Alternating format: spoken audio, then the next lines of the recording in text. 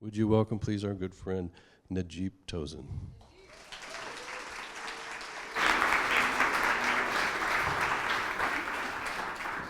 Thanks, Kevin.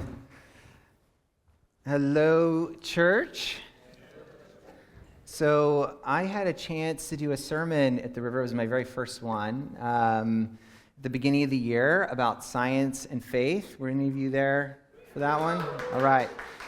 So I talked about awe and wonder, the Big Bang, expansion of the universe, all that kind of stuff. So if you were one of those people who thought that talk was a little bit like out there, we're taking it to a whole new level today. So get ready. Are you with me on that? All right.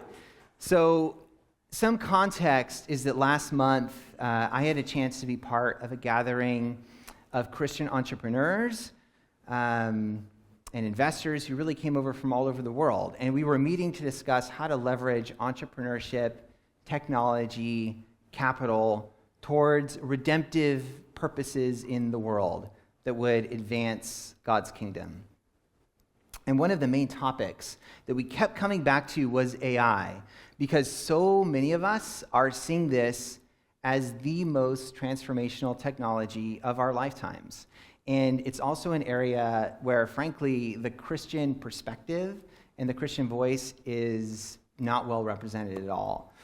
And I was talking about this with Brad, and he thought it would be helpful to share with the broader congregation. And that's kind of when I realized that between this and my science and faith talk, I have become the unofficial nerd in residence at the River. And I will embrace that. That is a good thing. So really, I have two main objectives today. The first is to help everyone be aware of what's happening in AI and what may be coming so we can better equip ourselves and our families. And there is actually a lot that's coming. And the second is really to share a Christ-centered framework on AI that really can provide an initial basis for how to think about and how to engage with this technology as it gets more widespread. So I'm just going to start with, first, what is AI? So AI, or artificial intelligence, is the ability of a machine to perform cognitive functions that humans do. These are things like perceiving, learning, reasoning, problem solving, that kind of stuff. And the way artificial intelligence is built is through a process called machine learning. This is different from software coding because in this case, the AI is trained on lots and lots of data, and in a method that has some similarities to how our own brain works and how it learns. The AI algorithm actually determines the connections and the patterns and all that data so it can navigate the world and make predictions about how it should respond to inputs. That's kind of, in a nutshell, how it works. And some of our earliest contacts with AI were actually with games. When I say games, I'm talking like checkers, chess, that kind of thing. And that's because games are actually very straightforward to train these types of models on. Games aren't messy like the real world. There are fixed rules. There's a clear winner and a loser at the end. And they can be trained on lots and lots and lots of individual matches. So in 1997, the chess playing system called Deep Blue, which was actually a very early and very basic form of AI, defeated the human world chess champion, Garry Kasparov. Is there anyone out there old enough to remember when this happened? I don't know how many people were sort of, some of us. It was actually kind of a close game at the time, but today, it's actually not even close. The AI models over the last 15 years or so can run circles around humans in chess. No world champion can even come close to being a computer. So I'm afraid our era of dominance in chess has ended. And I remember at the time when Kasparov lost to Deep Blue, there were some fears that having computers be better at humans in chess would kind of make chess less popular, discourage people from learning the game, but those fears never actually materialized. Actually, chess today is more popular than it's ever been. And then meanwhile, the engineers moved on to many, even more complicated games like Jeopardy, like Go, And I'm sorry to report, but the computers have all completely crushed all the human competition. So the AI has sort of beat people in games. But computers able to play games better than we are. I mean, it's interesting. Maybe it's a little unsettling, but it's not really going to change our lives or give us like an existential crisis. But in the last couple of years, there have been some major breakthroughs in AI. And as computers have become increasingly powerful and able to process more and more data, and as AI machine learning methods have gotten more and more sophisticated, AI has been able to move out of the much more simple realm of games and into the messy world of real life. And it's been able to do that surprisingly effectively. So as training data in this case, the machine learning algorithms have been able to take in basically everything humans have ever created, as long as it's somewhere on the internet. So that means every blog post, every YouTube video, every podcast, every song, every sermon. This sermon, when it gets posted on the internet, will get ingested into the AI. Every piece of art, trillions of photos. I mean, just so much content. And based on that, these new AI applications can actually start interacting with the real world in some pretty convincing ways. I mean, that ranges a bunch of different applications, like spatial navigation. Those are things like self-driving vehicles, robotics, writing and communication, and even the generation of pictures and audio and video. So these recent breakthroughs have resulted in an explosion of AI applications. And this image here shows just some of the AI companies that have started up in the last couple of years. Most of these haven't been commercialized yet, so it's kind of giving an idea of what's coming. And all these little logos here are only in the country of Israel. So this gives you a sense worldwide, there's lots and lots and lots that's coming. And you have a lot of smart people in the field who now believe that AI is going to transform pretty much every industry over the next decade. And that means that AI is going to touch almost every aspect of our lives, whether directly or indirectly. So Andrew Ng, who's a co-founder and head of Google Brain and Stanford professor, said, just as electricity transformed almost everything 100 years ago, today I actually have a hard time thinking of an industry that I don't think AI will transform in the next several years. And I want to point out that just like any technology, there's applications that can be good or bad. And AI can be used in some really cool ways, really amazing ways that can enhance human flourishing, and that I think we should all be genuinely excited about. And there's lots of examples of this, and I'm just going to share one. So this newest version of AlphaFold, called AlphaFold 3, was just launched by Google DeepMind and just a few weeks ago on May 20th. And this is a really cool breakthrough. Basically, in the latest version, with an input of a DNA sequence, the AlphaFold 3 can predict the three-dimensional structure of the protein that it codes for, but not just the structure, but it can also figure out the function of that protein and what elements it's going to interact with and what it's not going to interact with. And that's really cool, really insane. Before this, there was no way humans could actually do this on their own. It was a slow trial and error process that took a lot of money and a lot of time to figure out. And this is expected to really speed up the development of medicines and drugs and cancer treatments. And many people are saying that this is going to open up a whole new era for enhancing human health and treating diseases. And I think this is super exciting. But I want to spend a little time talking about the developments in AI that are, frankly, in a more uncomfortable gray area that I think bring up some profound ethical and spiritual questions. Now, many of you may be aware of this already for some of these, but I'm just going to take a quick trip into some of these more unsettling applications that start to feel increasingly uncomfortable. It's just to get us all on the same page. So first of all, I'm sure all of you have heard of ChatGPT.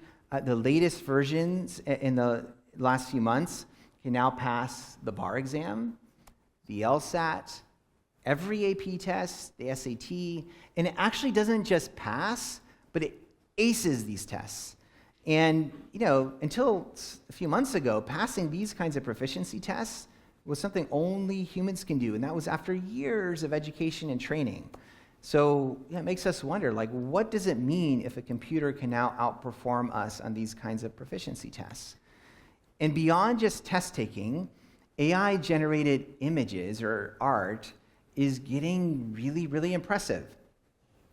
All the images on the screen here are generated by AI, basically just from a text description of the artwork or the image that the person wanted created. And then the AI gives you multiple options to choose from, and you can modify it from there. And the picture in the center actually made national news when it was awarded first prize in a Colorado a digital art competition that was judged by a panel of art experts. And after the fact, they found out it was actually generated by someone who used an AI image generator. And then there's AI-generated music. And as someone who writes and records music, I have to admit, I find this both disturbing and a little offensive. Because I'm not interested in listening to music that's not created by actual human beings, but I have to admit it's getting increasingly difficult to tell the difference between the two. And just to give you a sense of the capabilities, a few days ago I used the AI free song generator. It's called the Suno, and requested it to generate. I said a Christian rock song about the River Church in San Jose. So that's all I said. Christian rock song, River Church in San Jose. So it spit out a full song, actually spit out 2 full songs that I could choose from. And it took about 15 seconds. And I'm just going to play you a quick 20-second clip of what it generated for us. River Church, cry out loud and strong. Hands up high, we belong. Flowing grace where we come from. San Jose, our heart, our song. Yeah. I know. I can kind of tell by their reactions. It's kind of it's funny, and it's a little disturbing too, So it's this weird mix of emotions. And recently, there have been breakthroughs in making AI-generated video as well, which is what you will see playing in the background here. And this particular tool isn't available to the public yet, but these tools are expected to publicly release in a matter of some months. And it's already causing some movie studios, I should say, to put their new investments on hold because they think this is going to be so incredibly disruptive to their business. And these are just generated through text prompts, and then it generates these videos. Now, when I see these kinds of AI applications, I don't know how you all feel, but I feel this mix of wow, this is amazing, but also kind of a sadness. Wait a minute, I thought this was something that only humans could do, and now a computer can just spit it out within a few seconds. And honestly, maybe a little bit of anger too, kind of the promise of technology that was supposed to do all the menial stuff for us, the stuff we didn't like, so we could spend more time on making art, writing music, writing, that kind of thing. But it seems like in these latest applications, AI is doing the writing and making the art and the music and the film, and we're left washing dishes, doing laundry, all that stuff still. So that seems unfair. Now, I'm going to share one last example with you, and this is from a demo last month from OpenAI. That was their latest version of ChatGPT, and this version now interacts with you not just by text, but also by voice, and it actually can even see you on video and respond to what it is seeing. So let's just take a quick look at what it can do. Hey, how's it going? Hey, Rocky. I'm doing great. How about you? I'm awesome. Listen, I got some huge news. Oh, do tell. I'm all ears. Well, in a few minutes, I'm going to be interviewing at OpenAI. Have you heard of them? OpenAI? Huh? Sounds vaguely familiar. Kidding, of course. That's incredible, Rocky. What kind of interview? Well, it's for a software engineering role, but I just need to know, do I look presentable, professional? Well, Rocky, you definitely have the I've been coding all night look down, which could actually work in your favor. Maybe just run a hand through your hair or lean into the mad genius vibe. Your Well- enthusiasm is what's really going to shine through. I don't have a lot of time, so I'm just going to throw this on. What do you think? Oh, Rocky, that's quite a statement piece. I mean, you'll definitely stand out. Though maybe not in the way you're hoping for an interview. Okay, I got it. Yeah. So I want to emphasize here that even though this chatbot can interact with us like it's a real person, and in fact, it almost sounds like it's flirting with Rocky here, AI is not conscious. The way it works, it's just running a lot of math and calculations based on the patterns it is found from everything humans have created. And by ingesting the whole internet, these AI algorithms can actually mimic human behavior and interact with the real world in ways that are pretty convincing and often unsettling. And I think we need to be aware that there's a real risk, especially for young people, for senior citizens, or just people struggling with loneliness, that it could become increasingly tempting to replace real human connections with artificial relationships. And we're already seeing massive amounts of funding going into companies that are working on creating AI companions, AI girlfriends, AI boyfriends. And for many people, this might feel like a preferable or easier alternative to making real human connections. And I can tell you what we just saw there is really just sort of the very entry-level version of this, because you're going to have these applications where you can see an image of your companion talking to you. It'll download information about you. It'll be really customized. And once it builds that trust with you, it can nudge you to start buying stuff. And there's just all kinds of weird directions this could go. So as these AI applications become more mainstream, I think there are going to be some really profound questions that people are going to be increasingly wrestling with. Like, what does it even mean to be human? What is even real? And what's authentic? Like, what applications of AI should we be excited about and embracing, and which ones should we be pushing back against? And I actually think as these types of questions come up more and more, the church has a really unique opportunity, because people with a secular worldview, I really believe, are going to struggle to answer these types of deep questions in a compelling way. But as Christians, I think we actually have some very compelling answers and a perspective that can provide encouragement and hope and a degree of moral clarity as well.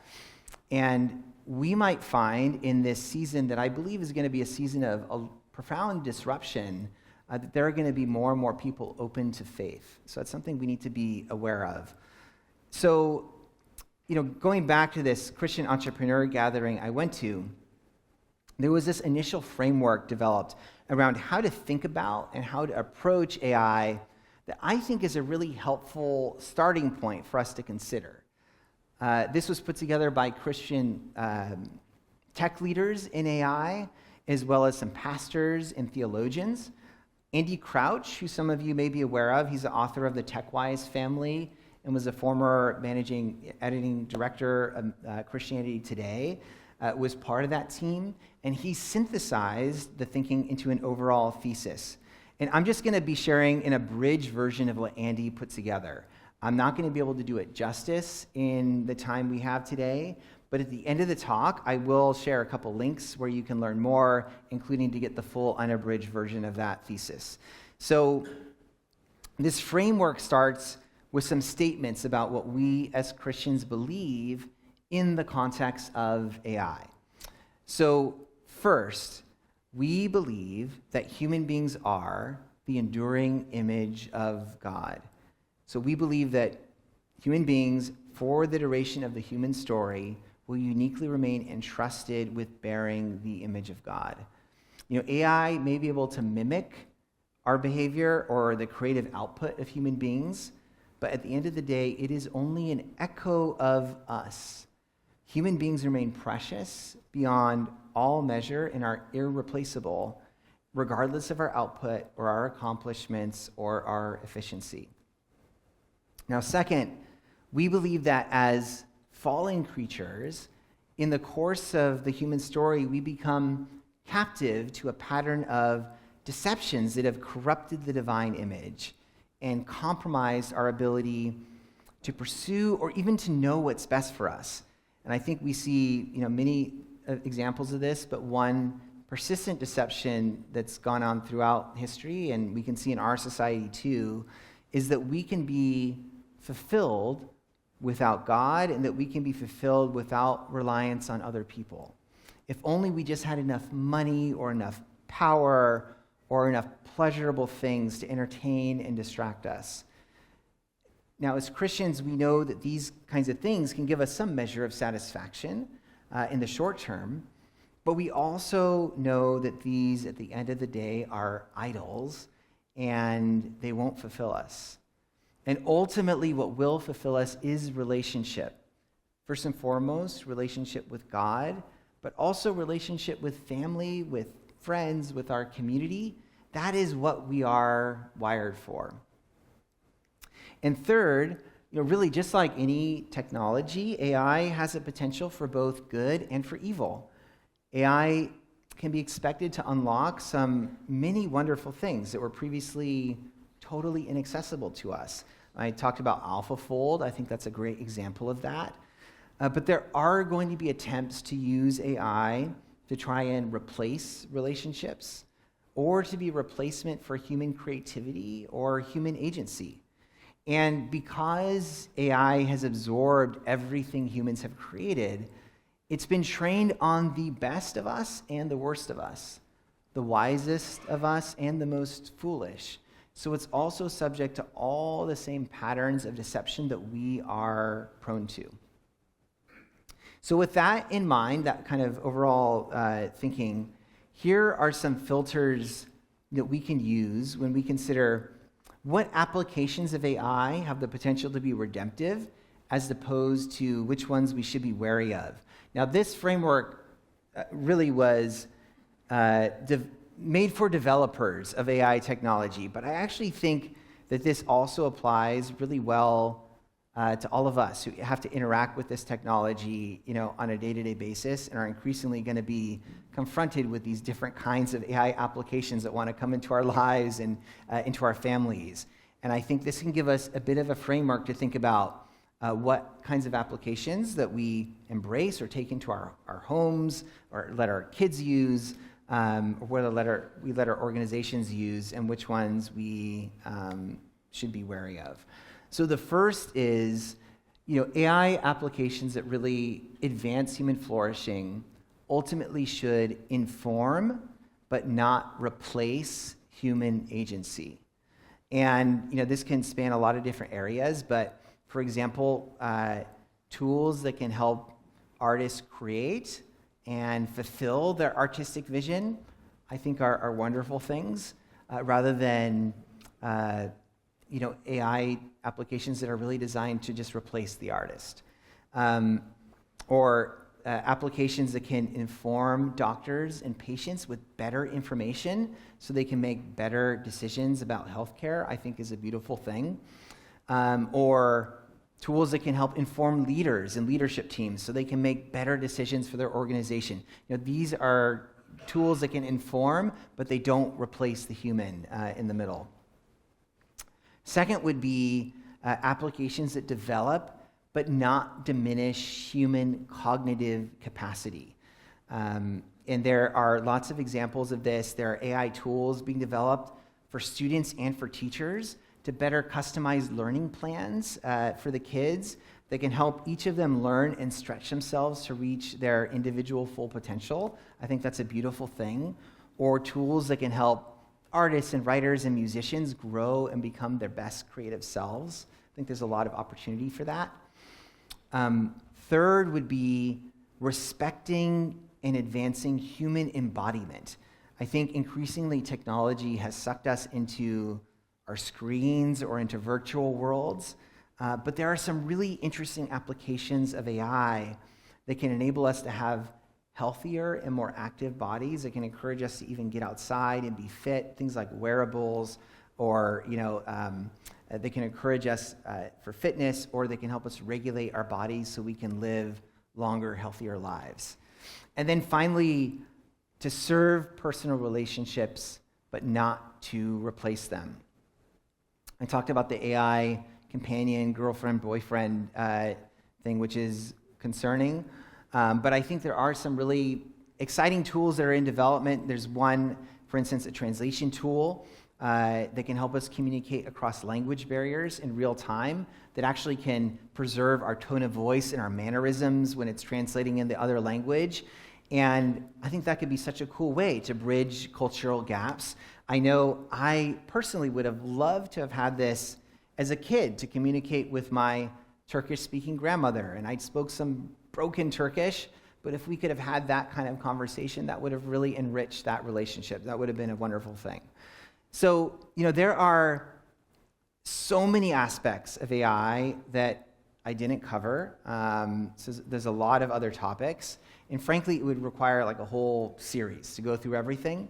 So really the purpose of sharing this with you all today is really to start a conversation about what I think is going to be an increasingly important topic in our culture, and it's likely going to have an increasing influence in all of our lives. And I think sometimes the church is a little behind the game when it comes to these big sort of technological changes that do have kind of societal impacts and ethical and moral implications. So the hope of this is to get ahead of this a little bit before things really start developing and impacting us. So I want to end just by rereading a portion of what Kevin shared. So in Colossians, Paul writes, "The Son is the image of the invisible God, the firstborn over all creation. For in him all things were created, things in heaven and on earth, visible and invisible, whether thrones or powers or rulers or authorities, all things have been created through him and for him. He is before all things, and in him all things hold together." So we need to be confident that God is in it all. I mean, God is not surprised at all that we developed artificial intelligence. He knew that we would eventually develop these kinds of AI tools, and ultimately God is in control. But God also calls us to be his instruments of peace in the world and to bring applications of these technologies that are redemptive and not destructive. And I pray that God would grant us all wisdom, and that he would use the church, and by the church I mean all of us collectively and individually, to apply this technology in ways in our organizations, in our families, in our personal lives, that lead to human flourishing and to the advancement of God's kingdom. So I've included a couple resources here on the screen for anyone interested in learning more. So for one thing, that redemptive thesis I was talking about, that Andy Crouch kind of synthesized, the link for that was like way too long to put on here. So if you just Google AI Praxis is the name of that community that I was talking about, AI Praxis redemptive thesis. It'll be the first link that comes up. There's another great online resource called Church and AI, which is the beginning really of an exploration of AI and its potential effects on the church. And with that, thank you for letting me talk about this topic, which I know is a little out there, but I do think it's going to become more and more relevant in our society especially given that we're all in the heart of Silicon Valley. And from there, I'm going to turn it back to Kevin, who can close us out in prayer and worship.